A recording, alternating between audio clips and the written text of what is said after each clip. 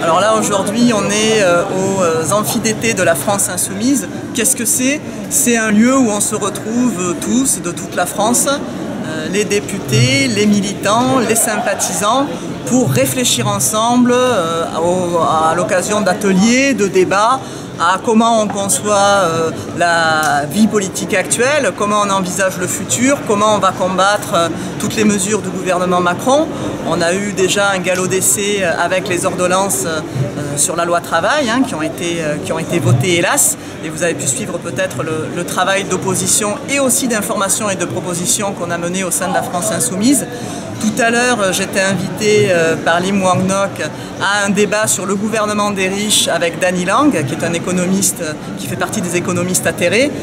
C'est un débat qui me tenait à cœur et qui s'est bien passé parce qu'il y a eu un bon feeling avec la salle, qui nous permet d'anticiper un petit peu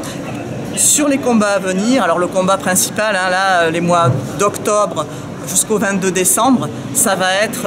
la loi finance qui comprend le futur budget de 2018 avec une partie sur les recettes, une partie sur les dépenses et très important aussi, la loi de financement de la sécurité sociale. J'ai défini dans cette conférence très précisément ce qu'était un riche au sens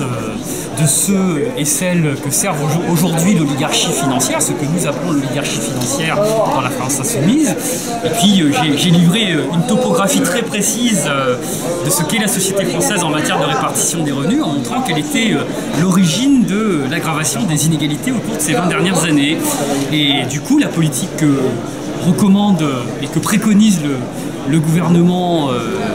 pour la période qui vient va par l'allègement substantiel de l'ISF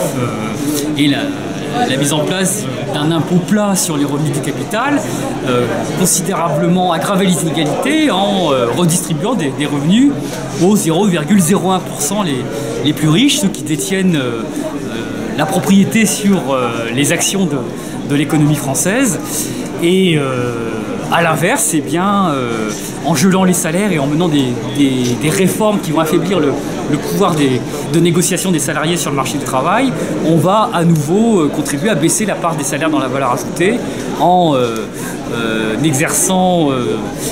des effets bénéfiques sur les profits, en pérennisant le CICE, puisqu'il est question notamment de le transformer en baisse pérenne de cotisations sociales dans les budgets des années suivantes. Et puis ils vont à nouveau baisser l'impôt, ils vont en plus baisser l'impôt sur les sociétés et puis prendre des mesures qui vont passer inaperçues, comme le fait que la CSG qui va augmenter eh bien, va épargner les plus riches, puisque la CSG sur les revenus du capital sera inclus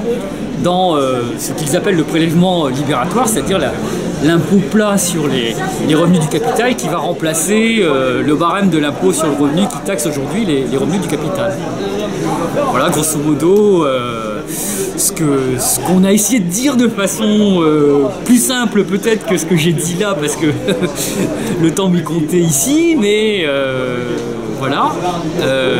Le but c'était de faire de l'éducation populaire pour que toutes celles et ceux qui seront dans la rue les 12 et 23 septembre prochains aient des arguments en plus de ceux qui militent en faveur du maintien du Code du travail, pour montrer que la politique du gouvernement est vraiment une politique de classe contre le peuple et pour l'oligarchie.